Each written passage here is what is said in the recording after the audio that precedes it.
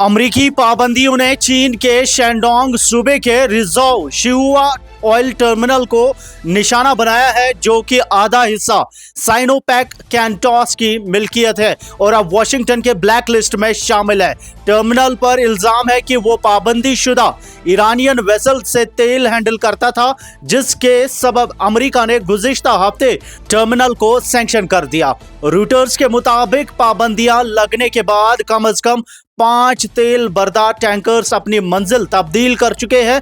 ज्यादातर जोशान पोर्ट की तरफ रवाना हुए हैं और एक ने तियानजिन की राह ली। ब्लूमबर्ग की शिपिंग डेटा से भी यही साबित होता है कि कुछ सुपर टैंकर्स अब निशानिब जोशुआन और तियानजिन की तरफ जा रहे हैं, जबकि टैंकर्स पहले रिज़ाओ की तरफ जा रहे थे। सप्लाई चेन का नुकसान रिज़ाओ शिहुआ टर्मिनल चीन की तेल सप्लाई में इंतहाई अहम किरदार अदा करता है। यहाँ से चीनी रिफाइनरीज को पाइपलाइन के जरिए क्रूड ऑयल मिलता है और ये टर्मिनल मुल्क की तेल इंपोर्ट का लगभग 10% हिस्सा देखता है। ब्लूमबर्ग और रॉयटर्स की रिपोर्ट के मुताबिक टैंकर्स की डाइवर्जन के सबब रिफाइनरीज को तेल की सप्लाई की मुश्किलात का सामना है, जिससे पोर्ट कंजेशन और रिफाइनरी आउटपुट पर असर पड़ने के खतरे बढ़ गए हैं।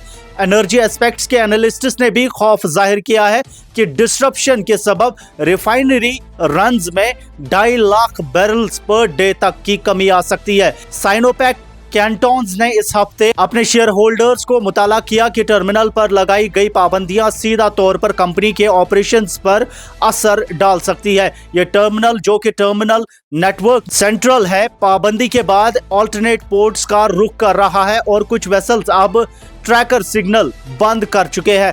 कंपनी ने यह तस्लीम किया कि ऑपरेशंस अब ये डिपेंड करते हैं कि सैंक्शंस के बावजूद कितना क्रूड ऑयल टर्मिनल पर अनलोडिंग हो सकता है। मीडिया और शिपिंग डेटा की तस्दीक की अगर हम बात करें तो रॉयटर्स, ब्लूमबर्ग, मिट्रेड, S&P ग्लोबल और ऑयल प्राइस जैसे महवर प्लेटफॉर्म्स की रिपोर्ट से साबित होता है कि मिनिमम 5 टैंकर्स ने अपनी मंजिल तब्दील की और अब ऑल्टरनेट पोर्ट्स की तरफ जा रहे हैं।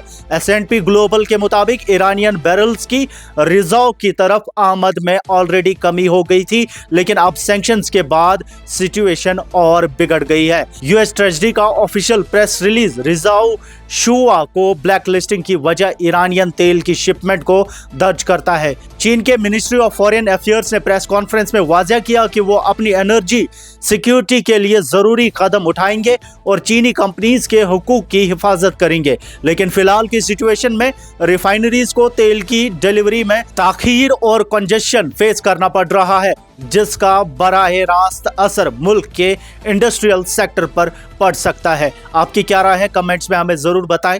लेटेस्ट न्यूज़ अपडेट्स आप तक पहुंचाते रहेंगे। मैं सईद साजिद हुसैन, शुक्रिया।